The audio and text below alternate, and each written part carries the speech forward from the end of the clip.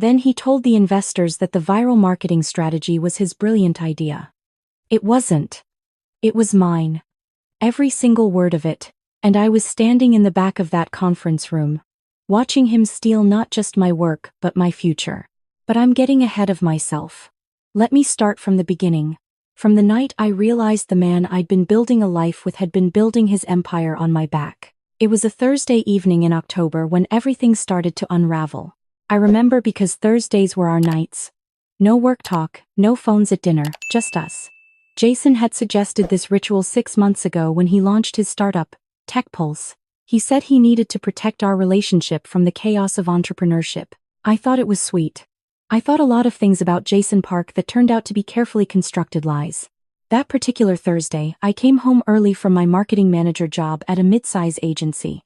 I'd left a pitch meeting that ran shorter than expected, and I was looking forward to surprising Jason with his favorite Thai takeout. Our apartment in Mission District wasn't huge, but the natural light streaming through the floor-to-ceiling windows made it feel like a sanctuary. Or it used to.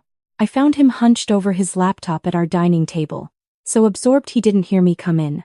His hair was doing that thing where it stuck up in different directions when he'd been running his hands through it. Usually I found it endearing.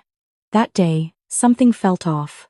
Maybe it was the way his shoulders tensed when he finally sensed my presence. Maybe it was how quickly he closed his laptop screen. "Hey," he said, too brightly. "You're home early." "Meeting wrapped up fast," I replied, holding up the Thai food bag. "Thought I'd surprise you." "That's great, babe. Just let me finish this email real quick." He reopened his laptop, angling the screen away from me. It was subtle, but I noticed. I noticed everything that day, though I couldn't have told you why. Some instinct that had been whispering for weeks suddenly started screaming. I went to the kitchen, unpacking the food with methodical slowness. Through the reflection in our kitchen window, I could see Jason typing furiously, then stopping, then deleting, then typing again. He kept glancing toward the bedroom. "I'm going to change," I announced, watching his reflection. "Sure, yeah," he said, not looking up. I walked toward the bedroom, but instead of going in, I doubled back silently. Years of corporate life had taught me when something was being hidden. Jason was on a video call now, his voice low. I caught fragments. "The deck looks perfect. She won't suspect anything." "Yeah. I'll handle the Austin debrief privately." Austin. That word froze me in place. Jason had been in Austin 2 weeks ago for a tech conference. He told me it was mainly for networking, nothing major. He'd come back energized, talking about potential investors, about someone named Rachel who really got his vision. I'd been happy for him. I'd made his favorite dinner to celebrate. I pushed open the bedroom door louder than necessary, and I heard his video call end abruptly. When I came back out in sweats, he was setting the table like nothing had happened. We ate our pad thai in near silence. I kept thinking about that call, about Austin, about the way he'd been so secretive lately. 3 months ago, Jason would have shown me every pitch deck, every investor email. He'd valued my opinion. I had a marketing degree from Berkeley and 5 years of experience making campaigns go viral. But lately, whenever I offered feedback, he'd get defensive. "How's the startup going?" I asked, twirling noodles around my fork. "Good. Really good, actually. Rachel thinks we'll close the Series A by December." "Rachel? The investor from Austin?" Something flickered across his face. "Yeah. She runs Momentum Ventures. Really smart woman. She gets what we're building." "That's great," I said. And I meant it. I wanted his success. I'd supported it. Even when it meant eating ramen while he poured our savings into his company. Even when it meant him missing my 30th birthday because of a last-minute pitch meeting. "I'm actually pitching to her full partnership next Wednesday," he continued. "It's the big one. If she commits, we're looking at $3 million in funding. That's amazing, Jason. Do you want me to look at the pitch deck? Fresh eyes?" "No need," he said quickly. "It's locked in. Don't want to jinx it." That was the moment I knew. Not what exactly, but that something was very, very wrong. Jason never turned down my feedback. Never. That night, after he fell asleep, I did something I'd never done before. I opened his laptop. I knew his password. We'd shared everything. Until recently, apparently, the laptop opened to a Google Drive folder labeled Momentum VC Pitch, Final. My hand hesitated over the trackpad. This felt like a violation of trust. But then again, so did lying about Austin. So did suddenly shutting me out of his work. I clicked. The pitch deck loaded, slide by slide.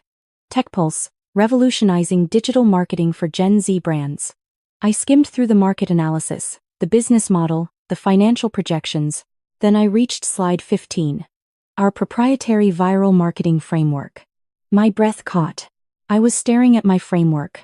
The exact framework I'd developed over 3 years at my agency. The framework I'd explained to Jason over dozens of late-night conversations when he was brainstorming his business model. The framework I'd written notes about, sketched diagrams for, refined with him. Every single component was there. The authenticity algorithm, the micro-moment mapping, the cultural currency calculator. Even the specific examples I'd used: the sunglasses campaign that got 40 million TikTok views, the sustainable fashion brand that grew 300% in 6 months. But my name wasn't anywhere on the deck. Instead, slide 16 was titled, Our Leadership Team. There was Jason's photo and bio.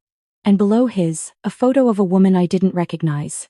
Rachel Kim, strategic advisor and lead investor. Former VP of marketing at Meta. 15 years of digital strategy experience. I scrolled back through the entire deck. Rachel's name appeared 7 more times. Always credited alongside Jason for strategic insights. For the viral framework. For the vision. My hands were shaking as I opened his email. I shouldn't have. I knew I shouldn't have. But I was past caring about should and shouldn't. The search bar seemed to glow in the dark bedroom. I typed, Rachel.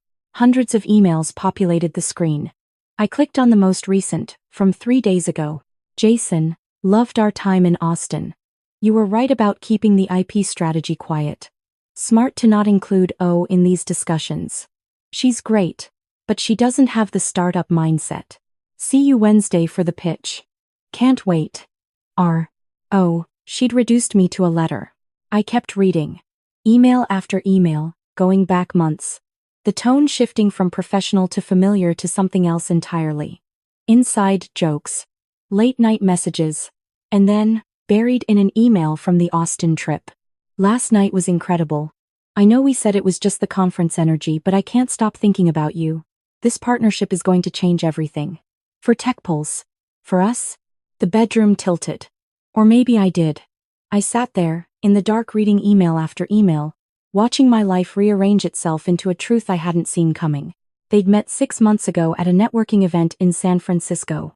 Rachel had been impressed by Jason's pitch. She'd agreed to mentor him. The emails were professional at first. Then they started meeting for coffee. Then dinner. Then Austin happened.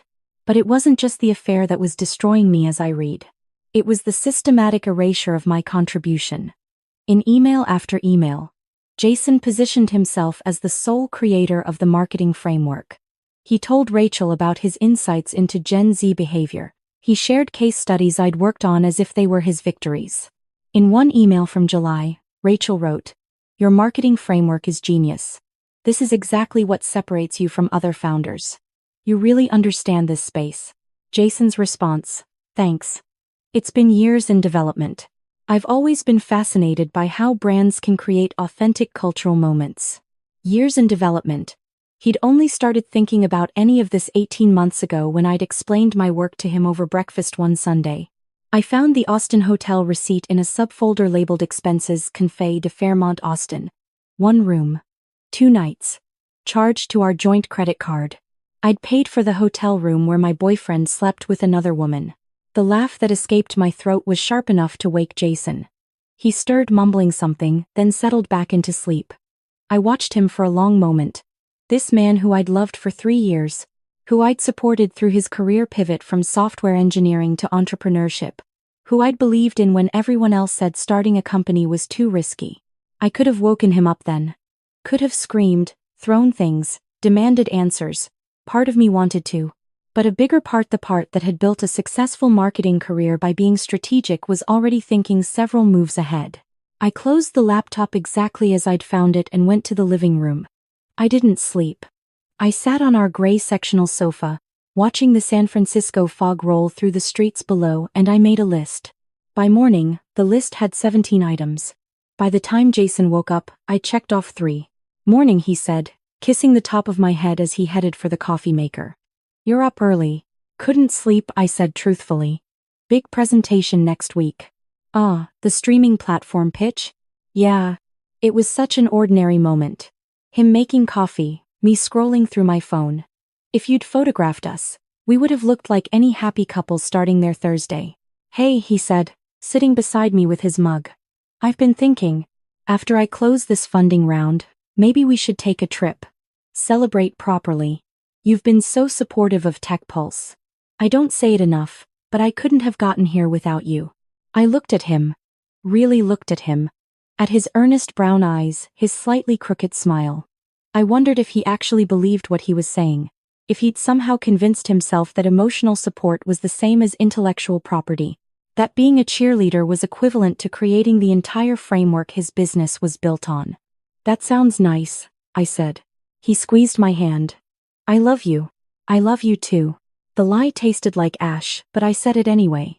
Because I needed 5 more days. Wednesday was coming, and I had work to do. That morning, after Jason left for his office space in Soma, I called in sick to work. Then I called my best friend, Marcus Chen.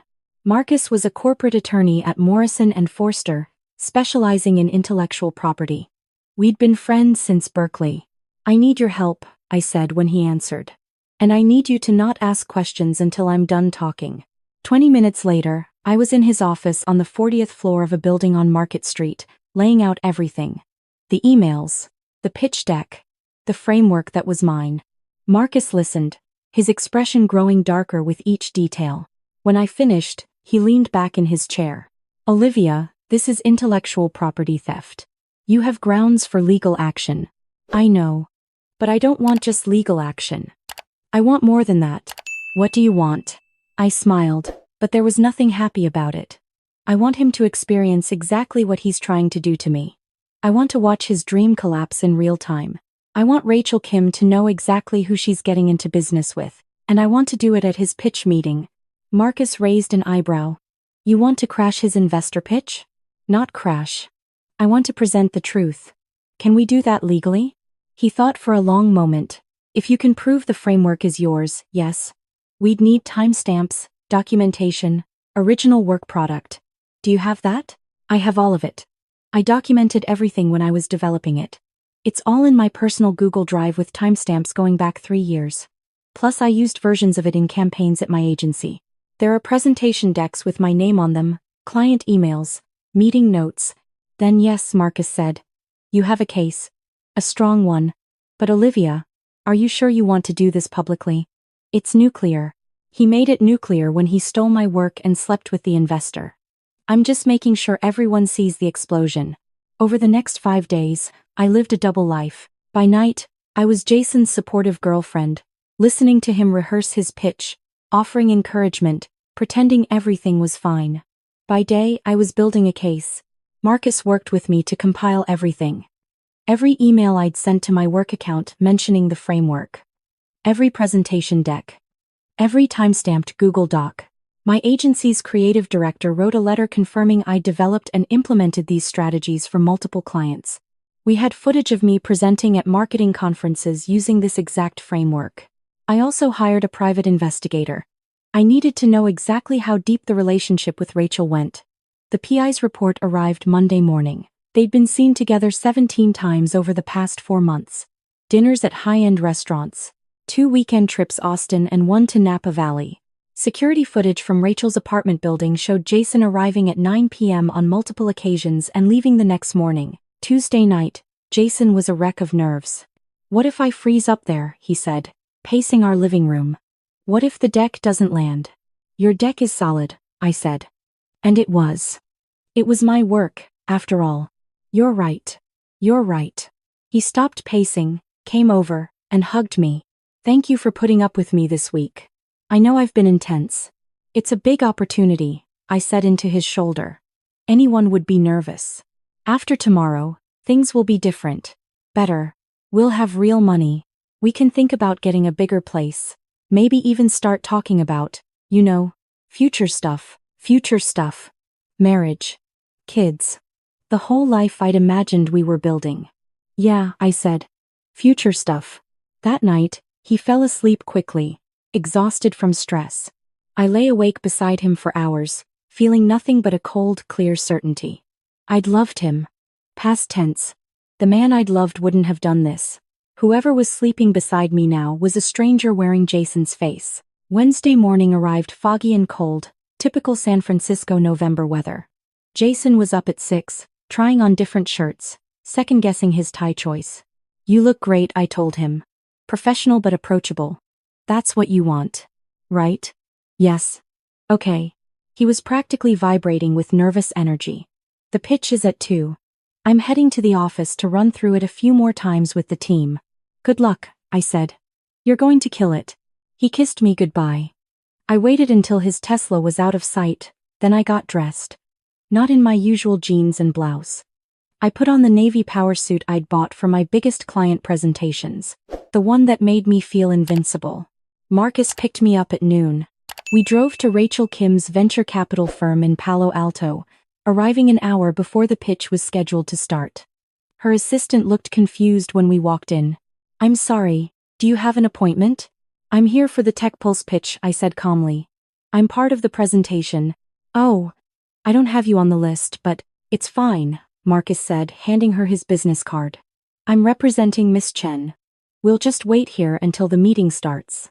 The assistant looked uncertain but didn't stop us from sitting in the modern, minimalist waiting area. Through the glass walls, I could see into the main conference room. It was empty but set up for the pitch, a large screen, bottles of water arranged precisely, leather chairs around a massive oak table.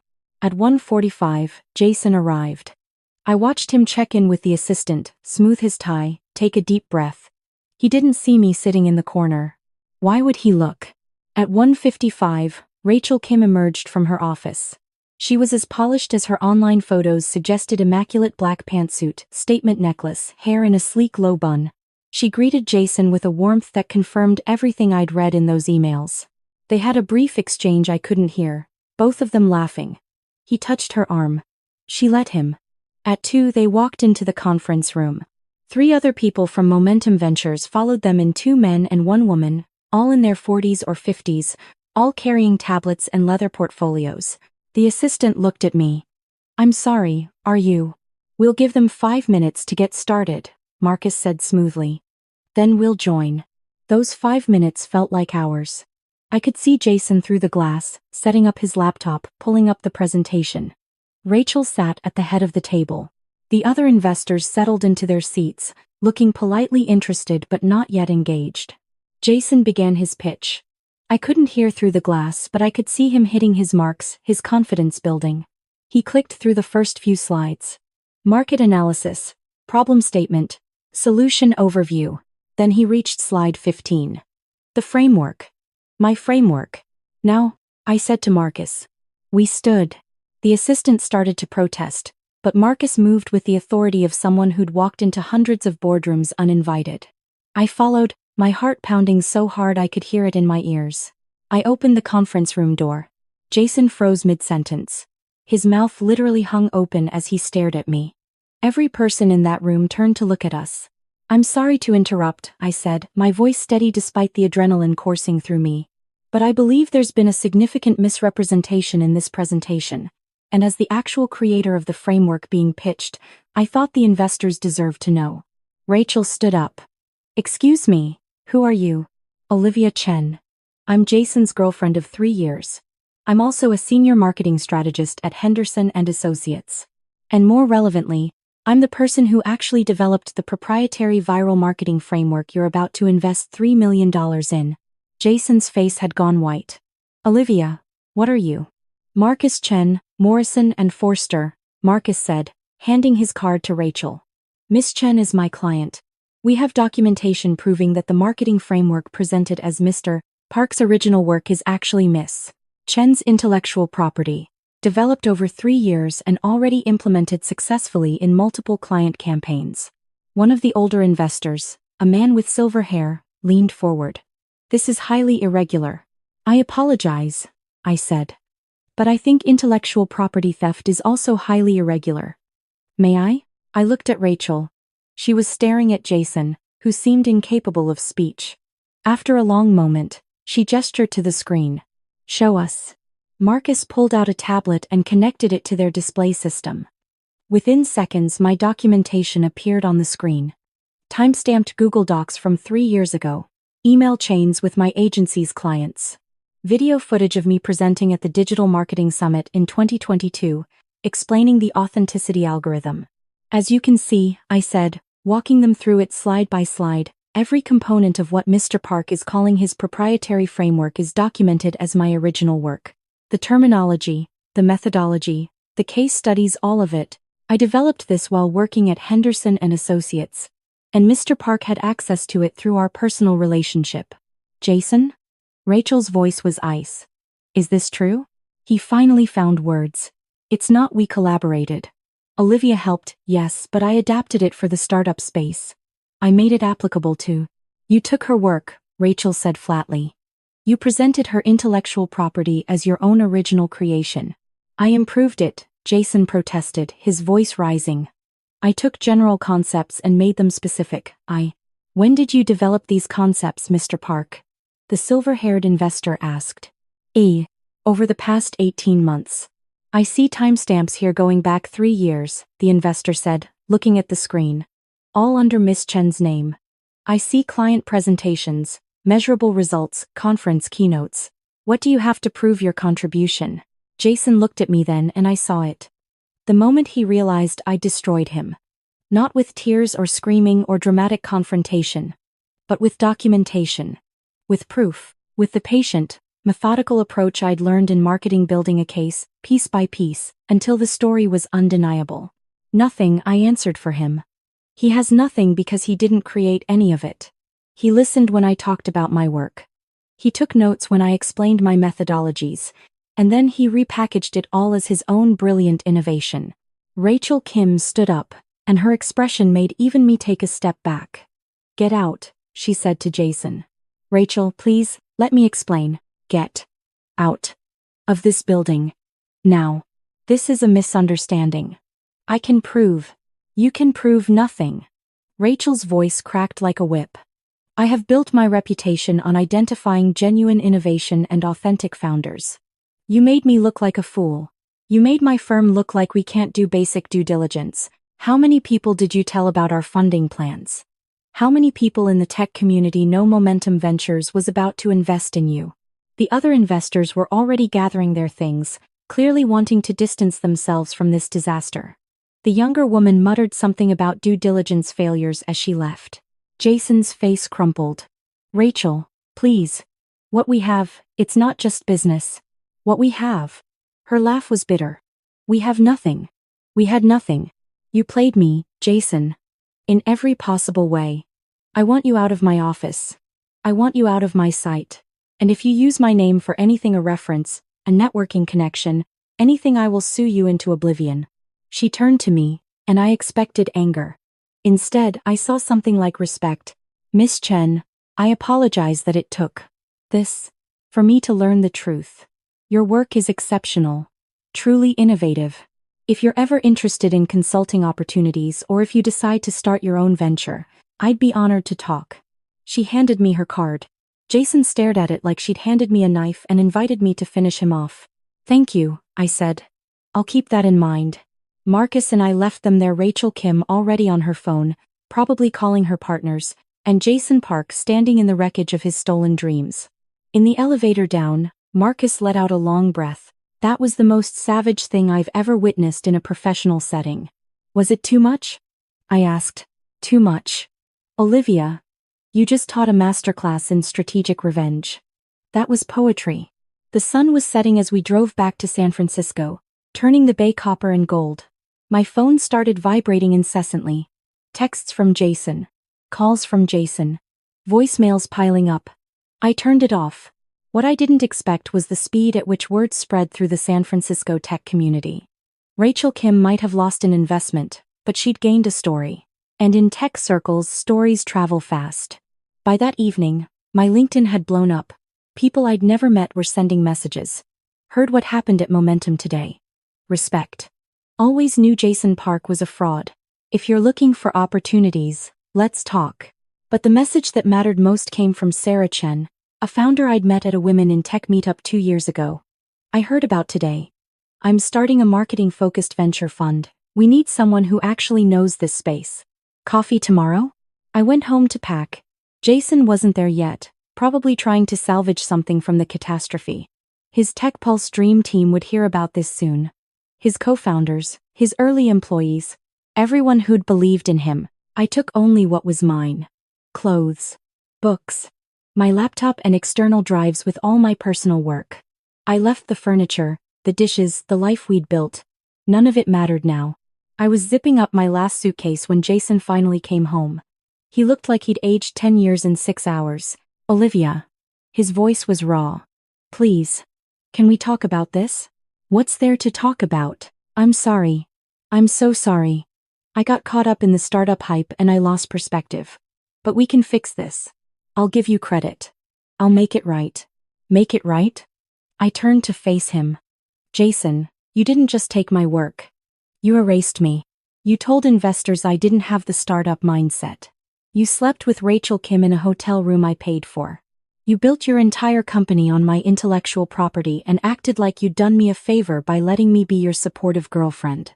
I know. I was an idiot. But I love you. No, you don't. You love what I could give you. My ideas, my support, my belief in you. But me? The actual person?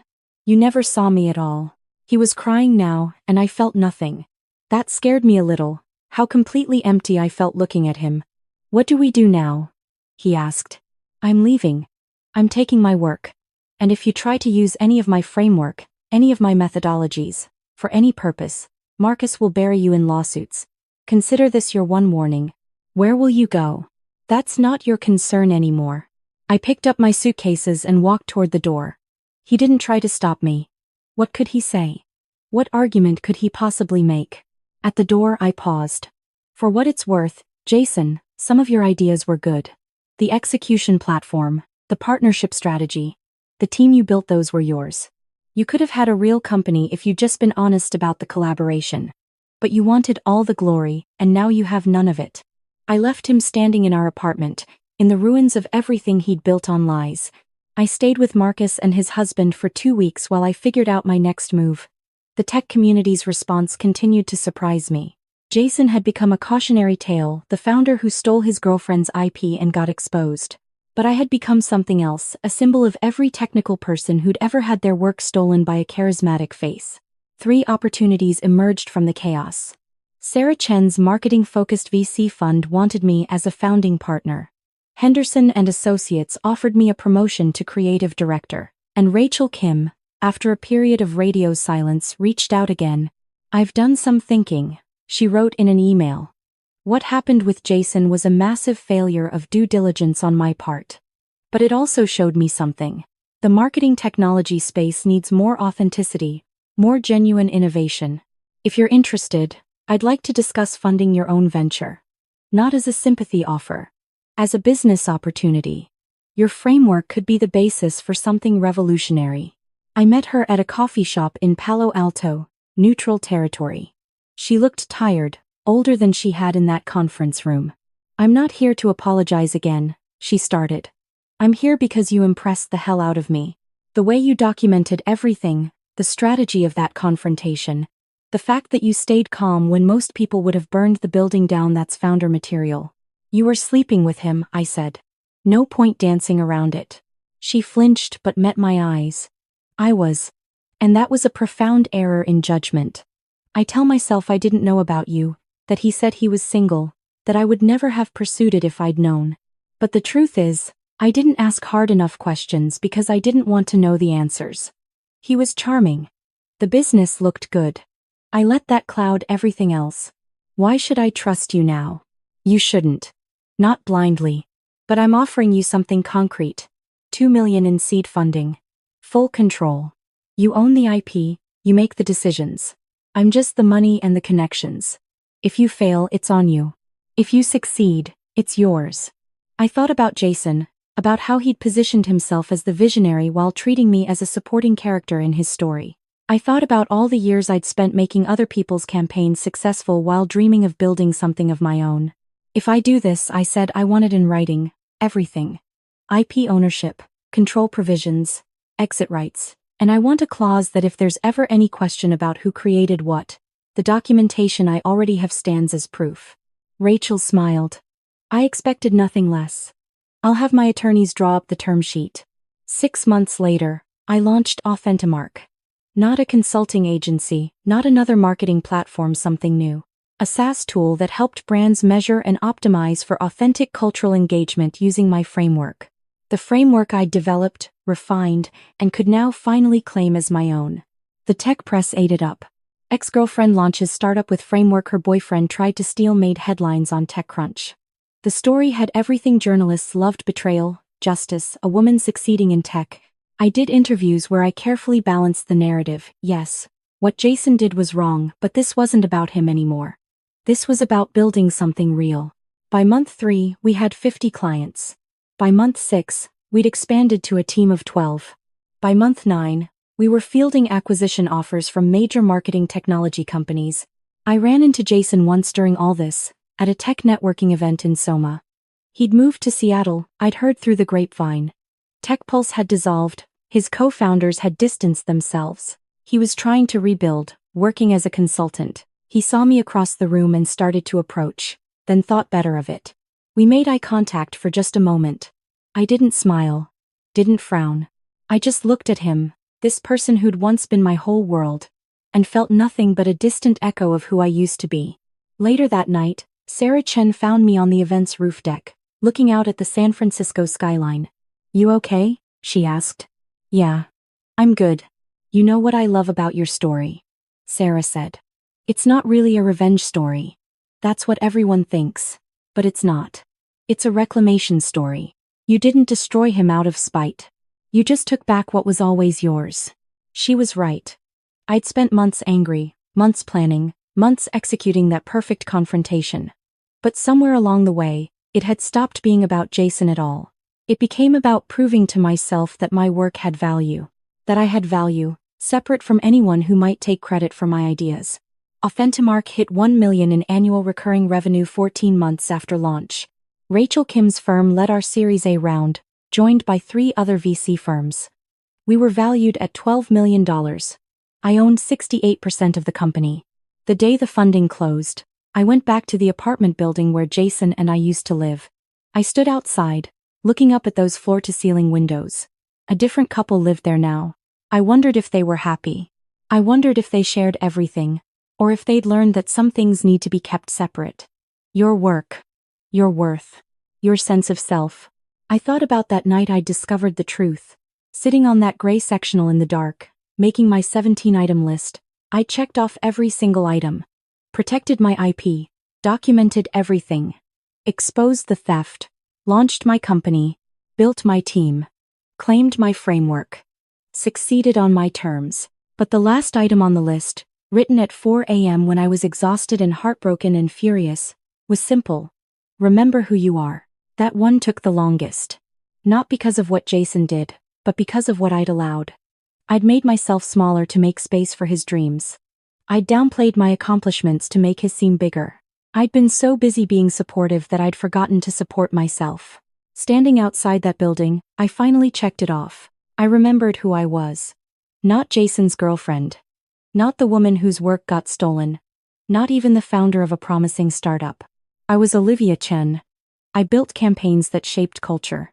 I developed frameworks that actually worked. I turned pain into strategy, betrayal into documentation, and loss into something worth more than revenge. I was the woman who walked into that conference room in Palo Alto and reclaimed her future with nothing but the truth and the receipts to prove it. And that was enough. More than enough. That was everything.